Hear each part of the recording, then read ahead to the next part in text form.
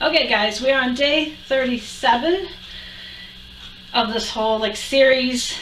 If you've been following along, as always, I really appreciate that.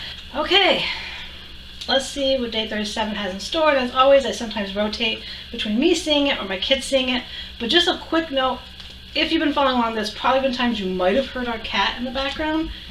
And right now he's coming down the stairs because I just heard his chubby butt come down. So if you hear any meowing, it's him.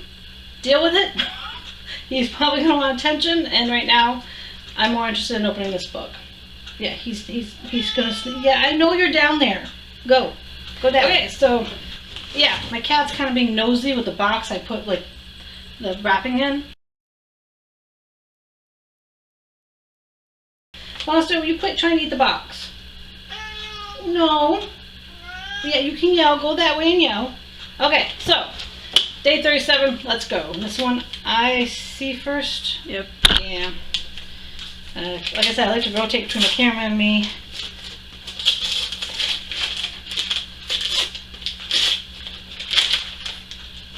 Oh, jeez. Murder, She Meowed by Rita Mae Brown and Sneaky Pie Brown. Ironically, how the timing of this being the book that we open up being about cats when our cat just came down and made a bunch of noise. So, what the heck?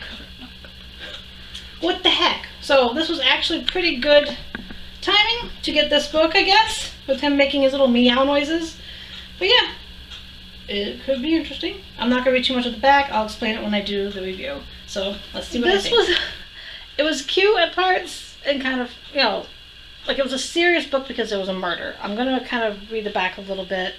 It's the annual steeplechase races are a high point in the society where they live, but one of the jockeys is found murdered in the maid barn, so Mary Minor Harry, who's the main character, finds herself in a desperate race for her own to trap the killer.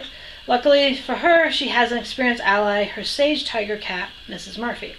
Now, there's a little bit more blurb, but I don't want to give it all. So, basically, she's at these races, they end up finding a jockey that's killed, and there's all these characters. Sometimes I got a little confused by the characters, just because sometimes when there's a lot introduced at the beginning, it's like you really have to kind of sit with it a little bit, and I believe there's others, in this series of murdering books, I guess, because I feel like this isn't the first. It's it says a Mrs. Murphy mystery, so I think there's more in the realm of this kind of cat mystery. Now the cat is introduced, and also there's a dog. So basically you kind of hear their internal thoughts as they're kind of trying to figure out this stuff too.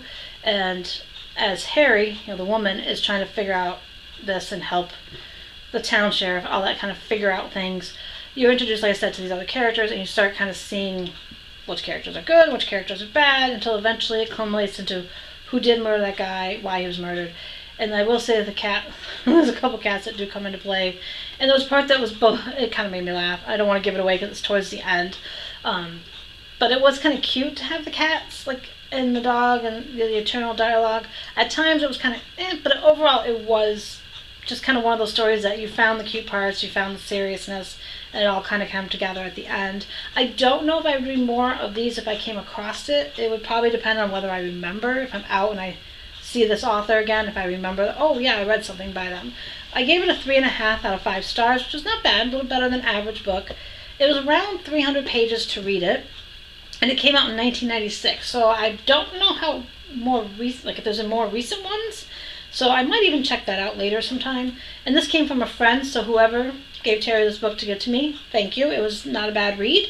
It was, like I said, the cat dialogue was a little funny, because there's times with our cat, I swear I like to voice what I think is his thoughts. That usually gets my teenager laughing because our cat always looks so mad.